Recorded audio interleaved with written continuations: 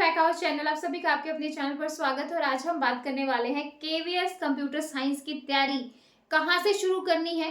Theory पढ़ना शुरू करें कि बुक से शुरू करें, यानी कि एमसीक्यू क्वेश्चन लगाएं कि थ्योरी से शुरू करें।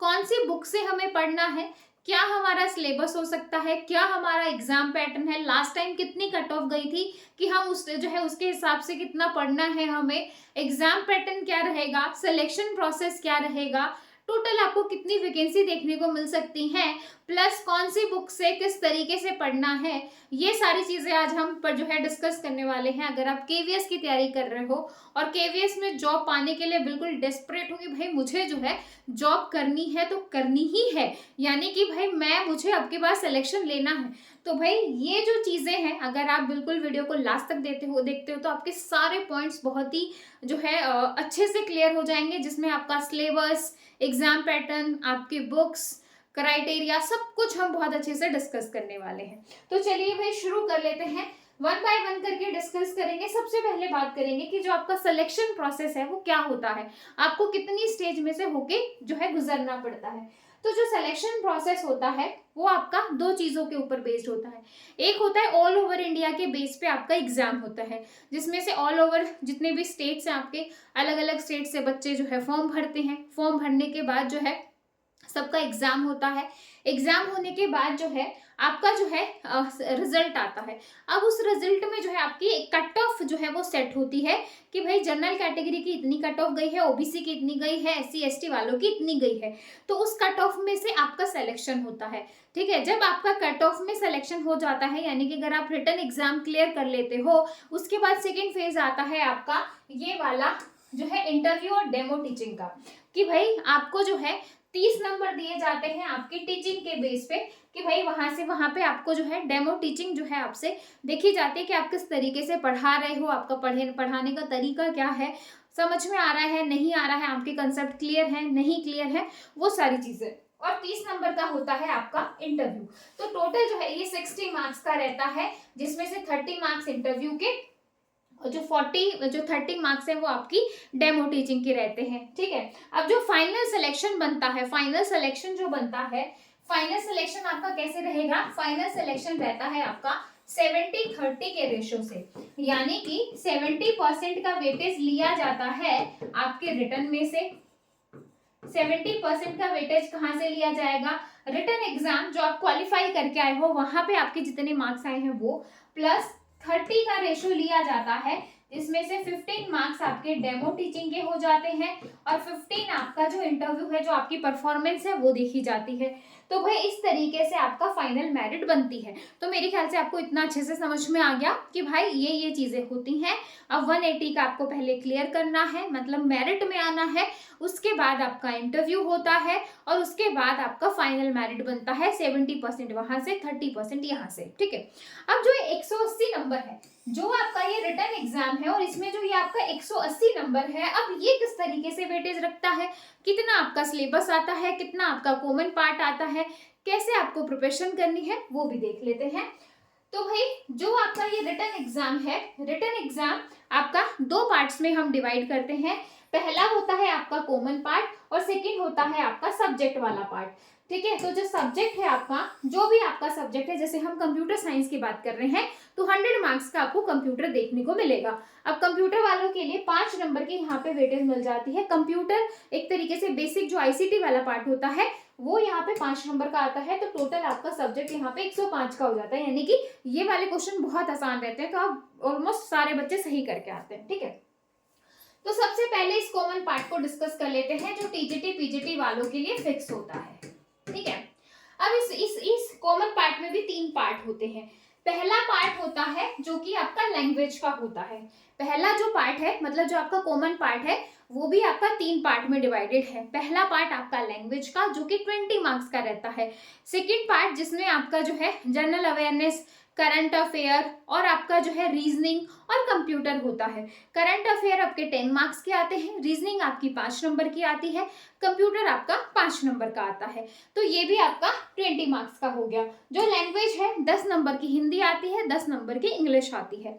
इसके बाद जो पार्ट थ्री है जो आपका 40 मार्क्स का है, जो काफी अच्छा वेटेज रखता है 40 मार्क्स का, वो आपका पूरा रहता है पेडागोगी चाइल्ड साइकोलॉजी से रिलेटेड, जिसमें आपके जिसको भी फर्दर जो है डिवाइड किया गया है अंडरस्टैंडिंग लर्नर जो कि 15 मार्क्स का होता है, अंडरस्टैंडिंग टीचिंग लर्निंग 15 मार्क्स की, स्कूल ऑर्गेनाइजेशन लर्नर जो कि 10 मार्क्स का, और इसके अंदर भी बहुत डिटेल में कंसेप्ट दिए हुए हैं। ठीक है, तो ये तो है आपका इस तरीके से। अब मैंने यहाँ पे आपको मोटी मोटी चीजें बताई है, बाकी जो डिटेल वाला सिलेबस है मैं आपको टेलीग्राम ग्रुप पे शेयर कर दूंगी, या फिर जो आपके एनएस क्लासेस वाली ऐप है वहां पे मैं आपको फ्री में अपलोड कर दूंगी, तो वहां पे आप एक बार चेकआउट कर लेना अपने सिलेबस को। ठीक है, डिटेल। अब जो आपका सब्जेक्ट वाला पार्ट है, वैसे तो यहाँ पे कई सब्जेक्ट बार बार रिपीट हो रखे हैं, लेकिन जैसा आपका सिलेबस दे रखा है एज इट इज मैंने आपको यहाँ पे सिलेबस दिखाया है, जो कि टोटल जो है 14 सब्जेक्ट रहने वाले हैं।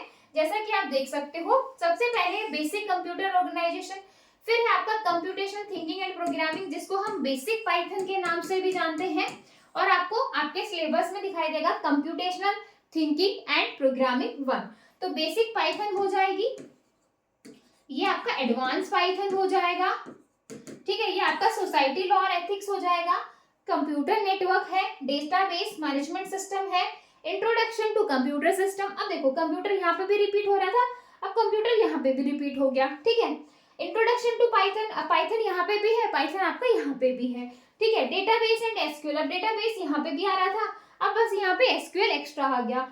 फिर आपका इमर्जिंग ट्रेंड है, फिर आपका पांडास है, फिर आपका डेटाबेस क्वेरी एंड एसक्यूएल है, फिर आपका इंट्रोडक्शन टू कंप्यूटर नेटवर्क है, कंप्यूटर नेटवर्क यहाँ पे भी था, अब यहाँ पे इंट्रोडक्शन के नाम से आ गया।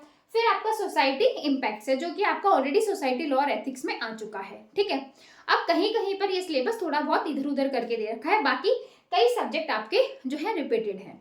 अब इसमें से कौन सा सब्जेक्ट ज्यादा वेटेज रखता है, यानी कि लास्ट टाइम कहाँ पे सबसे ज्यादा, ऐसा कौन सा एरिया है, जैसे तो यहाँ पे 14 यूनिट्स हैं, अब इन 14 यूनिट्स में से ऐसा कौन सा एरिया है जहां से ज्यादा क्वेश्चन आए थे और जहां से बहुत कम क्वेश्चन पूछे गए थे, कि हमें पहले किस पे ज्यादा फोकस करना चाहिए, किसको हमें बहुत अच्छे से पढ़ना चाहिए और किसको हमें बार बार पढ़ना चाहिए। ठीक है, और क्वेश्चन कहाँ से आए थे, क्वेश्चन कहाँ से पूछे गए थे, वो भी सारी चीजों को हम समझेंगे। ठीक है, तो जो ये वाला पार्ट है कि भाई क्वेश्चन कहाँ से सबसे ज्यादा आए थे और कहाँ से पूछे गए थे, वो वाला पार्ट हम नेक्स्ट वीडियो में डिस्कस करेंगे, क्योंकि मैं आपको पूरा आपका 2023 का सिलेबस डिस्कस करवाऊंगी, सॉरी क्वेश्चन पेपर डिस्कस करवाऊंगी, और क्वेश्चन पेपर से आपको खुद समझ में आएगा कि ये क्वेश्चन कहाँ से, ये क्वेश्चन कहाँ से, और किसके क्वेश्चन आपको क्वेश्चन पेपर में ज्यादा नजर आ रहे हैं और किसके क्वेश्चन आपको कम नजर आ रहे हैं, तो वो हम नेक्स्ट वीडियो में बात करेंगे। तो कौन कौन इंटरेस्टेड है कमेंट सेक्शन में जरूर बताइएगा कि भाई आपको जो है अगर जो है क्वेश्चन जो PYQ वाली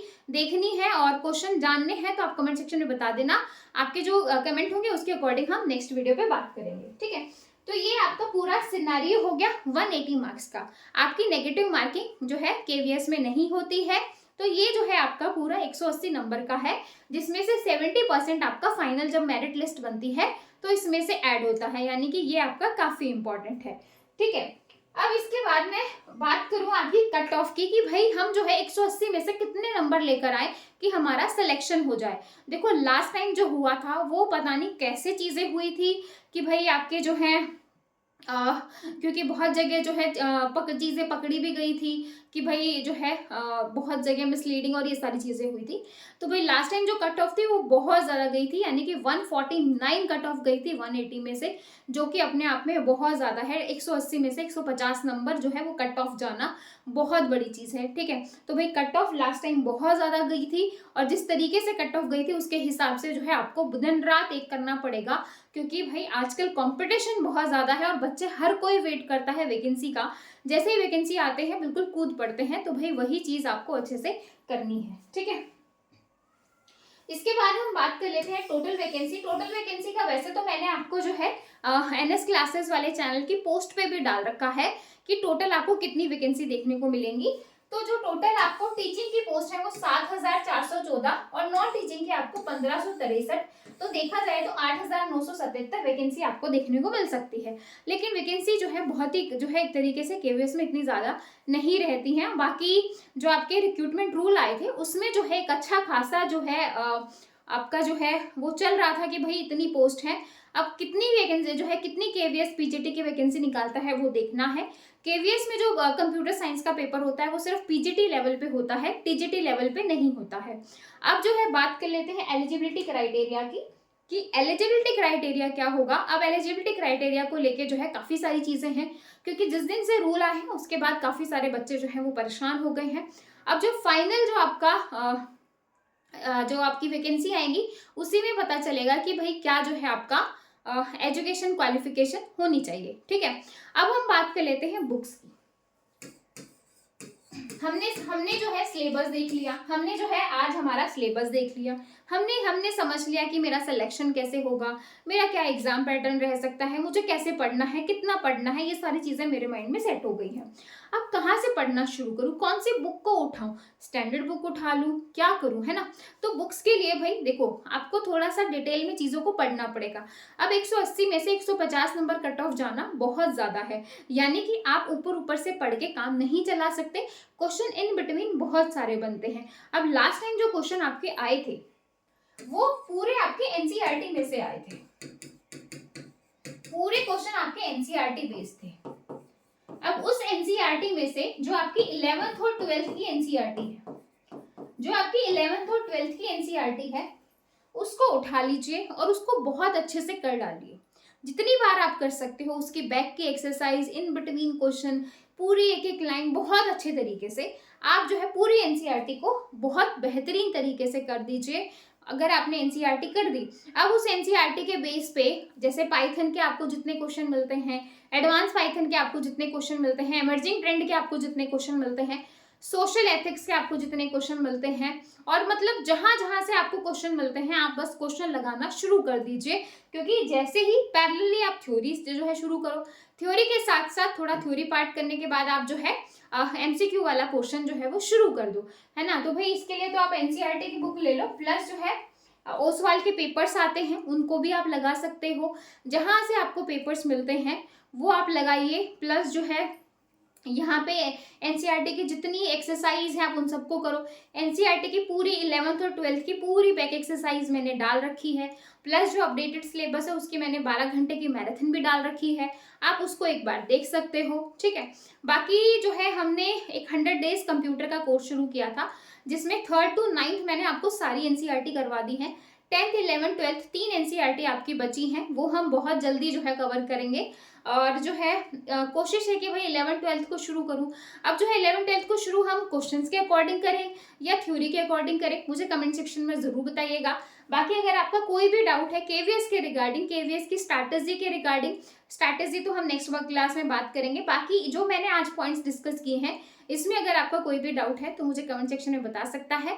बाकी वीडियो में कुछ अगर आप नए हो तो भाई चैनल को लाइक कीजिएगा, सब्सक्राइब कीजिएगा, और फिर मिलेंगे नेक्स्ट वीडियो में। Bye bye, take care, thank you.